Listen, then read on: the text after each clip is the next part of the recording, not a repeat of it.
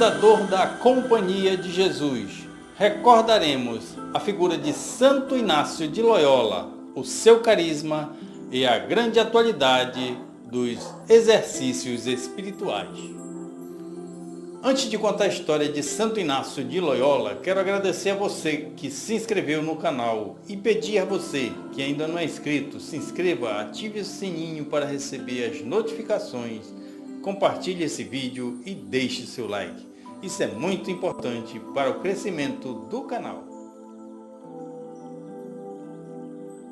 Nascido em 31 de maio de 1491, no Castelo de Loyola, na cidade de Azpeitia, pertencente à província basca de Guipúzcoa, na Espanha, recebeu o nome de Íñigo Lopes. De família rica, nobre e cristã, era o caçula de 13 irmãos, filho de Dom Beltrán de Loyola e Maria Sonés. Sua educação foi toda voltada para fazer dele um aristocrata. Por isso, ele cresceu no meio do luxo da corte. Era praticante de esportes, dedicando-se mais aos equestres. Sua mãe faleceu em seus primeiros anos de vida e seu pai faleceu quando ele tinha apenas 16 anos de idade. No ano 1506, sua família Lopes de Loyola prestava serviço ao ministro do Tesouro Real no reino de Castela durante o reinado de Fernando II de Aragão, chamado João Velázquez de Cuéllar, de quem Inácio era parente. Um ano depois, Inácio foi feito cortesão e pajem no grande castelo desse tesoureiro. Lá estudou e adquiriu grande cultura, tornou-se excelente cavaleiro e passou a apreciar as aventuras militares. Por seu temperamento, valorizava mais o orgulho que os prazeres da luxúria. E, como descreveu em sua autobiografia, até os 26 anos de idade, tinha sido um homem entregue às vaidades do mundo. 10 anos mais tarde, em 1517, aos 26 anos de idade, Inácio abraçou a carreira militar. Como tal, foi prestar seus serviços a outro parente muito importante, Antônio Manrique de Lara, conhecido como Duque de Nájera. Este era nada menos do que o vice-rei de Navarra. Inácio defendeu seu parente real em inúmeras batalhas, tanto militares quanto diplomáticas. Aconteceu, porém, que no dia 20 de maio de 1521, a bala de um canhão mudou sua história. Esta causou-lhe um grande ferimento na tíbia da perna esquerda, quando ele lutava defendendo a cidade de Pamplona. Por causa desse ferimento, Inácio teve que ficar um longo tempo em recuperação. Nesse período, por acaso, deixou de ler romances de guerra e infantaria e começou a ler livros sobre a vida de vários santos e sobre a paixão de Cristo, como a Vita Christi de Rodolfo da Saxônia e a Legenda Áurea de Jacopo de Varazze. E assim a graça de Deus o tocou, incentivado e apoiado por irmã de sangue que cuidava dele. Inácio abandonou de vez os livros que antes amava e passou a ler apenas e tão somente livros religiosos. Uma vez curado, decidiu trocar a vida militar pela dedicação a Deus. Após ter recuperado a saúde, decidiu deixar a casa paterna em segredo e dedicar-se ao serviço da Divina Majestade. Dirigiu-se à capela do Santuário de Nossa Senhora de Montserrat, onde confessou-se durante 3 dias. Em 24 de março de 1522, pendurou sua espada perante uma imagem da Virgem, despiu-se de suas roupas vistosas, doou-as a um mendigo e passou a vestir-se com um tecido de saco. Em breve entrou no mosteiro de Moreza, na Catalunha, onde ficou morando em um quarto no mosteiro como hóspede, mas não era monge. Assumiu então um estilo de vida mendigante, impondo-se rigorosas penitências à imitação dos santos. Vivia de esmolas, privava-se de carne e vinho, frequentava a Santa Missa diária e rezava a liturgia das horas. Costumava visitar o hospital e levar comida para os doentes. Em 1523, Inácio parte para Barcelona, decidido a ir para Jerusalém. Conseguiu uma passagem gratuita e as provisões vieram através de esmola. De Barcelona, partiu para Roma para obter o passaporte pontifício. De lá segue para Veneza, onde embarca ao seu destino. Em Jerusalém, foi recebido pelos franciscanos. Na Terra Santa, visitou os lugares sagrados do cristianismo e decidiu permanecer vivendo ali. Entretanto, os franciscanos não lhe permitiram e ele embarcou de volta a Veneza, onde chegou em janeiro de 1524. Seguiu para Barcelona. Diante dos planos frustrados de viver em Jerusalém, novos ideais surgiram: ajudar as almas. Para isso, decidiu estudar. Mesmo passando por sérias necessidades, esse período foi bastante fértil. Durante esse tempo, ele preparou toda a base de sua obra mais importante, o livro intitulado Exercícios Espirituais. Do campo de batalhas, Inácio assumiu a grande batalha espiritual, indo depois estudar filosofia e teologia nas cidades de Paris e Veneza. Em Barcelona, viveu na casa de Inês Pascoal, que conhecera quando esteve na primeira vez na Catalunha. Ali dedicou-se ao estudo do latim e dedicava-se à ajuda espiritual. Conquistou a estima de muitos e também sofreu maus tratos pela sua condição mendicante. Ajudou a reforma do mosteiro de Nossa Senhora dos Anjos, fazendo com que as monjas vivessem na clausura. Diversos cavaleiros e damas importantes vinham ouvi-lo. A partir daí, Inácio pensa em reunir um grupo de pessoas para dedicar-se a reformar suas vidas e a igreja. Reuniu 3 companheiros que não prosseguiram nesse projeto. Após o domínio do latim, seu mestre o aconselhou a procurar a Universidade de Alcalá para prosseguir seus estudos. Entrou na Universidade de Alcalá e recebeu abrigo no Hospital Artesana sob a direção de Julián Martínez. Os 3 primeiros companheiros o seguiram. Aí permaneceu 1 ano e meio. Ganhou suspeita da Inquisição, que o denunciou ao vigário de Toledo. Era época de perseguição aos hereges alumbrados, o que levantou as suspeitas sobre Inácio. Inicialmente foi obrigado a usar vertes comuns, depois foi preso durante 1 mês e meio. Na prisão continuava a ensinar e pregar. Por fim, nenhum mal foi encontrado em seus ensinamentos, mas foi-lhe obrigado a vestir-se comumente e proibido a pregação. Diante disso, Inácio e seus companheiros foram até o arcebispo de Toledo relatar o ocorrido. O arcebispo manteve a decisão do vigário, mas abriu-lhe as portas da Universidade de Salamanca.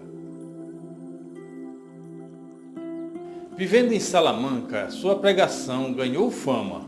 Confessava-se habitualmente num convento dominicano. Os religiosos do convento, em contato com Inácio, se intrigavam de como ele falava de Deus sem nunca ter estudado teologia.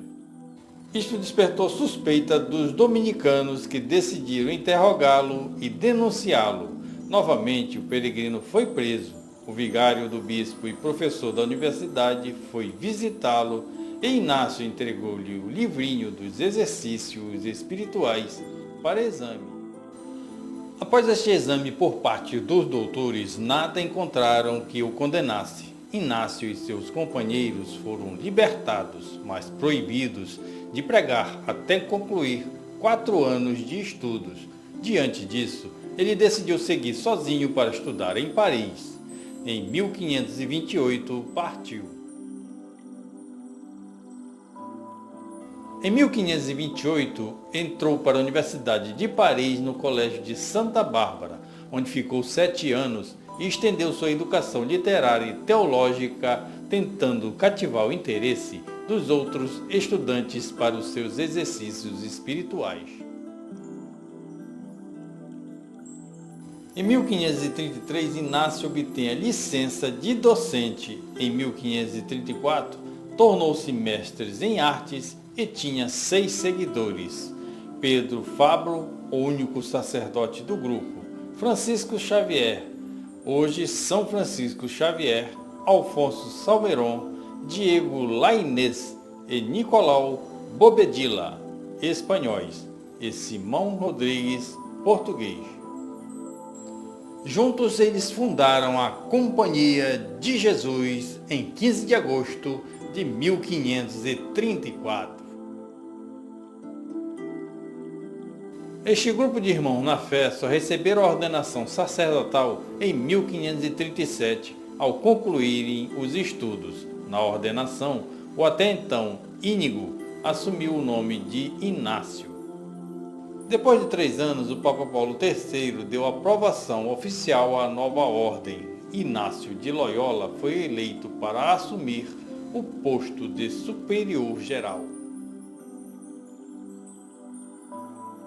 O Papa Paulo III, diante de um mundo em expansão, necessitava de missionários para terras longínquas, como as Américas e o Oriente.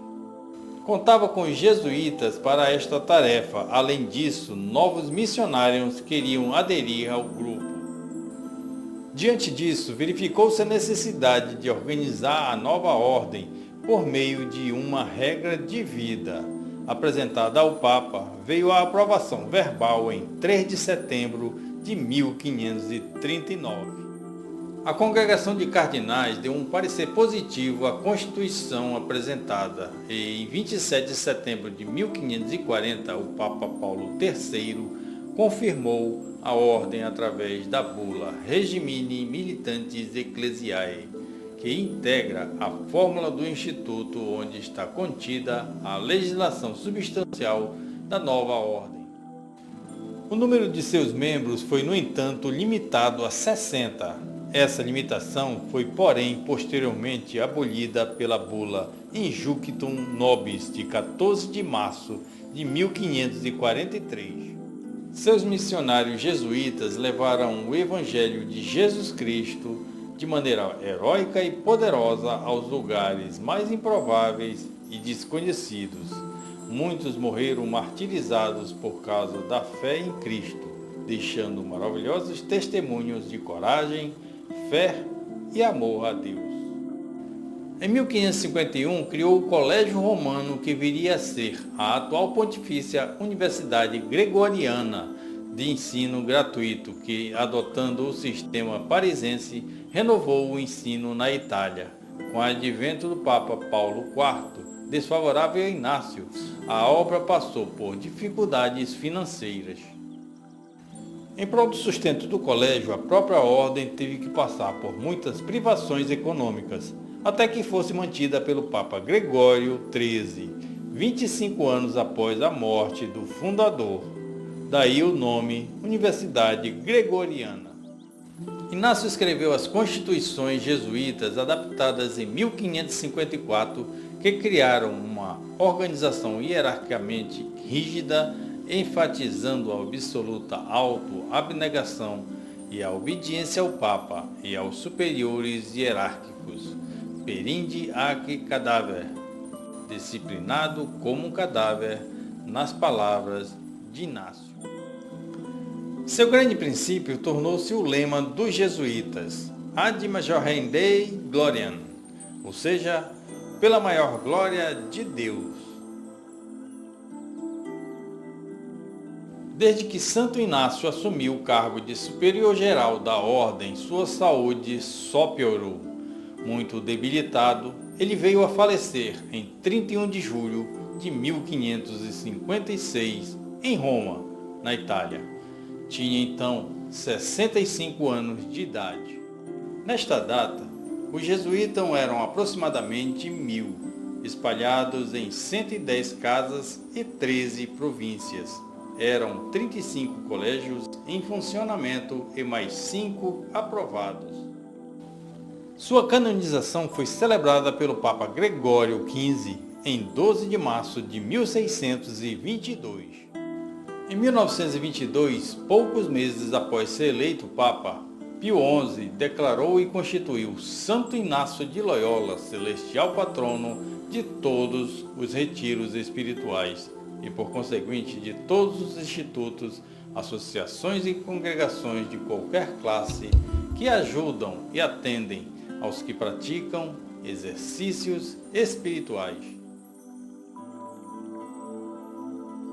O Papa Pio XI publicou, por ocasião do seu jubileu sacerdotal em 1929, a encíclica Mens Nostra sobre os exercícios espirituais, no qual comunicava aos fiéis a sua decisão de estabelecer anualmente um retiro baseado nos exercícios espirituais para o Papa e membros da Cúria Romana.